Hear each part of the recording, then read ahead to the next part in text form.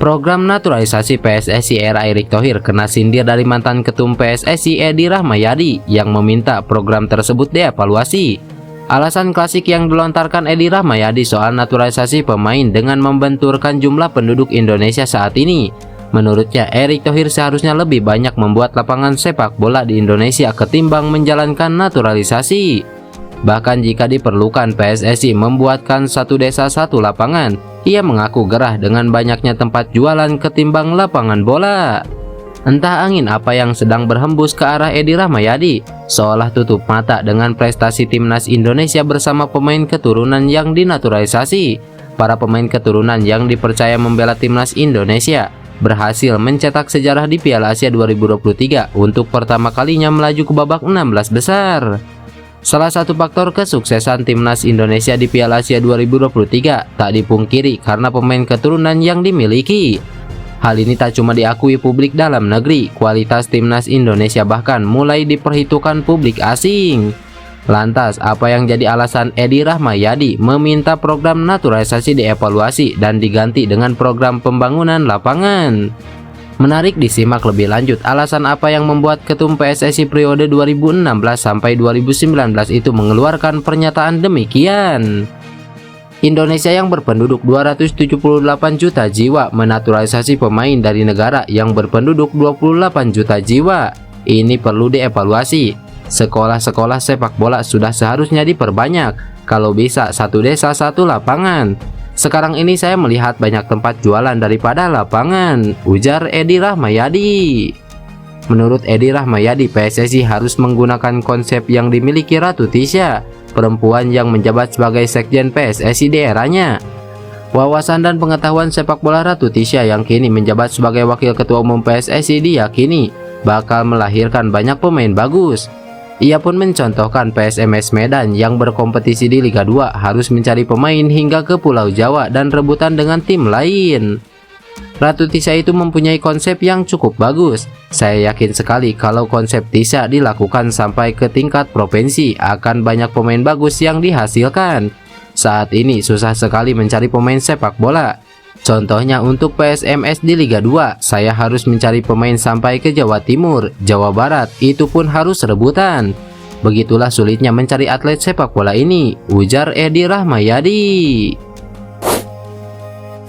Ketua Umum PSSI Erick Thohir memberikan komentarnya usai ranking FIFA terbaru timnas Indonesia melonjak jadi peringkat 142 dunia dengan raihan 1072,66 poin. Berdasarkan ranking terbaru dari FIFA pada Kamis lalu, peringkat Indonesia dipastikan naik 4 tingkat dari 146 dunia pada Desember 2023 menjadi 142. Kenaikan peringkat Indonesia dalam ranking FIFA tak lepas keberhasilan timnas Indonesia menorehkan sejarah di Piala Asia 2023 di Qatar dengan lolos ke babak 16 besar. Erick Thohir mengatakan PSSI akan terus berupaya untuk mencapai target yaitu ranking 100 dunia FIFA. Alhamdulillah, posisi 142 di FIFA tak hanya tertinggi dalam 5 tahun terakhir, tapi juga dalam setahun ini.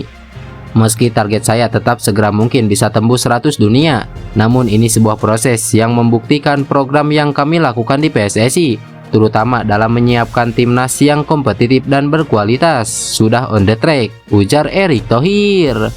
Upaya Indonesia untuk terus meningkatkan peringkat FIFA akan diuji pada putaran kedua kualifikasi Piala Dunia 2026 zona Asia pada Maret nanti.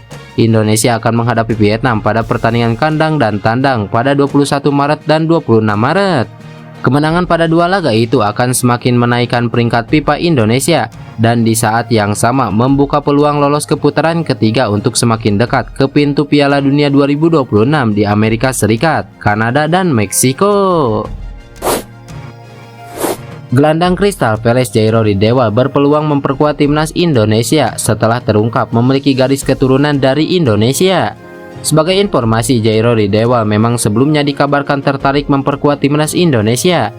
Hanya saja hal tersebut sempat terganjal akibat adanya keraguan apakah sang pemain memiliki garis keturunan Indonesia. Namun teka-teki identitas Jairo Ridewa kini terungkap. Ex-anggota EXCO PSSI Hasani Abdul Ghani mengaku mendapat informasi bahwa nenek Jairo Ridewa berasal dari Manado. Hal ini tentu membuat proses naturalisasi pemain berusia 27 tahun itu bisa lebih mudah. Sudah lama nama Jairo Ridewa muncul di saat PSSI ingin merekrut pemain diaspora. Tapi selama ini ragu kalau pemain dari Crystal Palace ini punya hubungan darah dengan Indonesia. Kabarnya Jairo keturunan dari Suriname. Namun minggu lalu seseorang mengontak saya mengatakan cucunya ingin bermain untuk timnas Indonesia. Siapa cucunya, tanya saya. Dia sekarang bermain di Crystal Palace, jawab beliau. Jairo Ridewal. Bukannya Jairo turunan Suriname. Neneknya Jairo adik saya. Kami berasal dari Manado, jawab beliau. Tulis Hasani Abdul Ghani di akun Instagram pribadinya. Lebih lanjut, Hasani menilai bahwa timnas Indonesia bakal sangat diuntungkan bila mampu mengamankan jasa Jairo Ridewal. Menurutnya, Jairo merupakan pemain dengan grade A. Pernyataan Hasani tersebut memang bukan tanpa alasan. Berhasil menembus Liga Primer Inggris menjadi bukti kualitas seorang Jairo Ridewal. Pemain berposisi sebagai gelandang itu kini tercatat telah tampil sebanyak 4 kali di Liga Primer Inggris 2023-2024. Kalau benar dari Indonesia, secara administrasi bisa dilengkapi.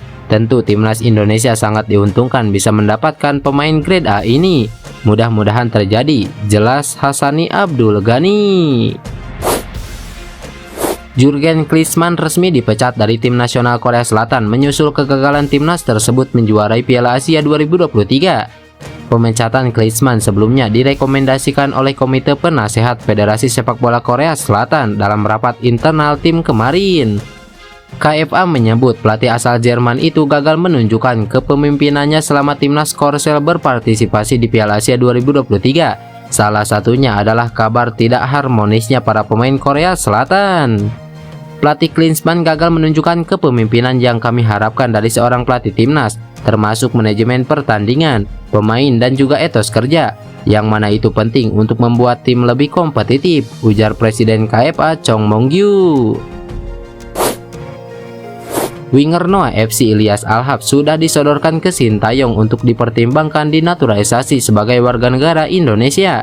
Kabar itu disampaikan pengamat sepak bola tanah air Roni Pangemanan. Bung Ropan mengaku sebagai sosok yang menyodorkan nama Ilyas Alhab kepada Ketua Umum PSSI Erick Thohir. Mantan manajer Persija Jakarta ini menilai Ilyas Alhab memiliki kualitas untuk memperkuat timnas Indonesia. Setelah itu, Erick Thohir pun meminta kepada Sintayong untuk mereview apakah Ilyas Alhab layak memperkuat timnas Indonesia atau tidak. Jika sesuai kebutuhan, pemain yang biasa mentas sebagai winger kanan ini dapat dinaturalisasi menjadi WNI. Ketua Umum PSSI Pak Erick Thohir sudah mendapatkan nama Ilyas Alhab dan saya yang menyodorkannya. Beliau kemudian meneruskannya ke STY untuk dilihat dan dipertimbangkan, ujar Bung Ropan.